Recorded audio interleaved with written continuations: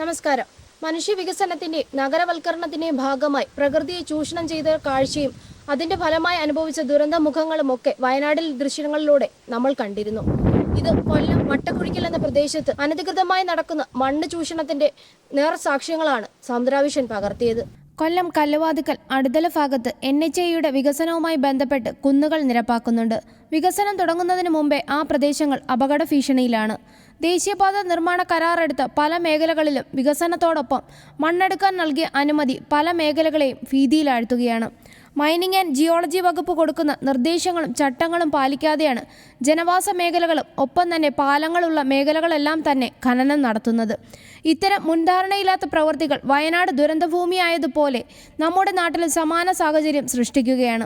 കൊല്ലം ജില്ലയിലെ അടുതല, വട്ടക്കുഴിക്കൽ, മണ്ണയം പ്രദേശങ്ങൾ മാത്രമല്ല, ഉരുൾപൊട്ടൽ ഭീഷണിയുള്ള മറ്റു സമീപ പ്രദേശങ്ങളും മലയോര ജില്ലയായ വയനാടും NHAയുടെ വികസനം നടത്താൻ ആരംഭിച്ചപ്പോൾ വൻതോതിലുള്ള ചട്ടലംഘനങ്ങൾ നടത്തിയതിന്റെ ഫലമാണ് ഒരു നാട് മുഴുവൻ ഒഴുകിപ്പോകുന്നത് കാണേണ്ടി വന്നത്. കർശന നിയമങ്ങൾ നിലനിൽക്കവെയാണ് മണ്ണ് മാഫിയകളും മറ്റു പല ലോബികളും മൈനിങ് ആൻഡ് ജിയോളജി വകുപ്പിനെയും നിയമങ്ങളെയും വെല്ലുവിളിച്ച് അടിവാരം കുഴിച്ച് 30 മീറ്റർ ഹൈറ്റ്സിൽ പല സ്ഥലങ്ങളിലും മണ്ണെടുത്തിരിക്കുന്നത്. ദേശീയപാത നിർമ്മാണത്തിന്റെ അശാസ്ത്രീയത കാരണം പാത കടന്നുപോകുന്ന മേഖലകളിൽ കനത്ത മഴ കൂടി പെയ്യുമ്പോൾ നാടിനെ നടുക്കുന്ന ദുരന്തമായിരിക്കും കാത്തിരിക്കുന്നത്. കോടികൾ മുടക്കി NHA നിർമ്മിക്കുന്ന പാതയിലേക്ക് കുന്നിടിഞ്ഞു വീഴുന്ന തരത്തിലാണ് ഖനന പ്രവർത്തനങ്ങൾ മുന്നേറുന്നത്. അതിലേറെ ഞെട്ടലുളവാക്കിയത് അടുതല ബ്ലോക്ക് മെമ്പറുടെ സാന്നിധ്യത്തിൽ മെമ്പറുടെ വീടിനടുത്തായി കുന്നുംപ്രദേശ ഖനനം നടത്തുന്നതാണ്. ഇങ്ങനെ ഖനനം നടത്തുമ്പോൾ ശാസ്ത്രീയ രീതിയായ ലെയറിംഗ് മെത്തേഡോ മൈനിങ് ആരംഭിക്കുന്ന സ്ഥലത്തു നിന്ന് 7.5 മീറ്റർ അകലം പാലിച്ചോ സിവിൽ മൈനിങ് എഞ്ചിനീയറിംഗ് അറിവുകളുടെ സംയോജനവും അതോടൊപ്പം തന്നെ ബെഞ്ചുകൾ അഥവാ ബർമുകൾ നിർമ്മിച്ചോ വേണം ഖനനം നടത്താൻ. എന്നാൽ ബ്ലോക്ക് മെമ്പറുടെ സാന്നിധ്യത്തിൽ നടത്തുന്ന കുന്നുംപ്രദേശ ഖനനം ഇത്തരം രീതികൾ പാലിക്കാതെ 30 മീറ്റർ ഹൈറ്റ്സിൽ കുന്നിടിച്ച് പ്രകൃതിക്കും ജനജീവിതത്തിനും ദുസ്സഹമാകും വിധം പാസെടുത്ത് മണ്ണെടുപ്പ് നടത്തുകയാണെന്നുള്ളതാണ്. നാടിന് മുൻകരുതലും സുരക്ഷയും ഒരുക്കേണ്ട ജനപ്രതിനിധി തന്നെ ഇത്തരം ദുരന്തങ്ങൾ ക്ഷണിച്ചു വരുത്താൻ സഹായിക്കുമ്പോൾ സാധാരണ പൗരന്മാരുടെ അവസ്ഥ എന്താകും? ജനങ്ങളുടെ പ്രതിനിധിയായി ജനദ്രോഹ നടപടികൾ സ്വീകരിക്കുന്ന ഇവർക്കൊക്കെ എങ്ങനെ ഒരു നാട് സംരക്ഷിക്കാനാകും?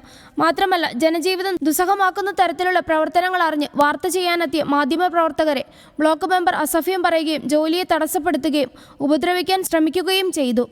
തുടർന്ന് പൂയപ്പള്ളി പോലീസ് എത്തിയ ശേഷമാണ് പ്രശ്നങ്ങൾ പരിഹരിക്കപ്പെട്ടത്.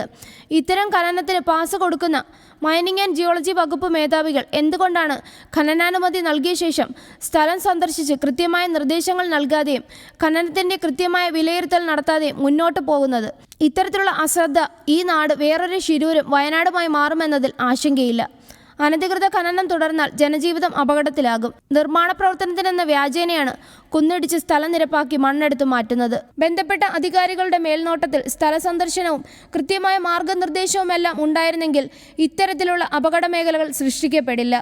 നമ്മുടെ നാട് മറ്റൊരു വയനാടും ശിരൂരുമായി മാറാതിരിക്കാൻ ബന്ധപ്പെട്ട അധികാരികൾ ഇത്തരം പ്രകൃതി ചൂഷണങ്ങൾ തടയാൻ ദുരന്ത നിവാരണ അതോറിറ്റി, ബന്ധപ്പെട്ട മൈനിങ് ആൻഡ് ജിയോളജി വകുപ്പുമെല്ലാം കർശന നടപടികളും മുൻകരുതലുകളും എടുക്കണമെന്നാണ് സമുദ്രാവിഷനും പറയാനുള്ളത്.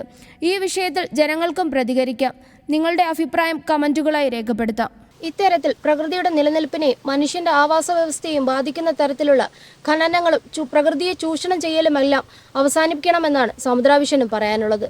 ക്യാമറാമാൻ വിഷ്ണുവിനൊപ്പം റിപ്പോർട്ടർ സമുദ്രാവിഷൻ.